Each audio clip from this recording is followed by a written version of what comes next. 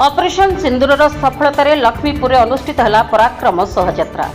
आम देश और पाकिस्तान सह चली ऑपरेशन सिंदूर सफलता पर भारतीय जवान मान को सम्मान जणाई सेमानक मनोबल को सुदृढ़ करने को नहीं आज सारा देश में पराक्रम शोभायात्रा अनुष्ठित हो जाइछि। क्षेत्र में तीन बाहिनीर वीर जवान मान को सम्मान जणाई लक्ष्मीपुर ब्लॉक रे पराक्रम शोभायात्रा बाहरी सहर परिक्रमा करिथिला।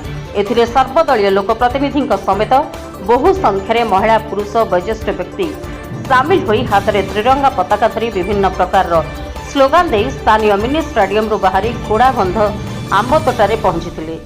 सेठारे वीर जवान को सम्मान जणाई अभिभाषण प्रदान कराजिबा सह पाकिस्तानी विरोधी नारा देइथिले। फल सारा अंचल प्रकंपित होई उठिथिला। परे तीन बाहिनीर वीर जवान का सफलता को नहीं भारत माता की जय नारा दिया जाई कार्यक्रम समाप्त करा जायतिला। जीपीओ सुधीर बेहरा यह कार्यक्रम परिचालना करथिबा बेले शोभायात्रार सफलता पई समस्त को धन्यवाद अर्पण करथिले। एथिरे पूर्वतन सांसद झीन टिक्का, पूर्वतन विधायक कैलाश चंद्र कुलेशिका, पंचायत समिति अध्यक्ष सुआई कुलेशिका, उपाध्यक्ष आरती कुलदीप, सहायक निर्वाही चंद्री एम पवन कुमार उपस्थित थिबा बेले शांति श्रृंखला रक्षा पई लक्ष्मीपुर एसडीपीओ बिरंजी नारायण जगत नेतृत्व में लक्ष्मीपुर और काकिरीगुमा थाना तरफ व्यापक पुलिसकर्मी नियोजित करा जायतिला।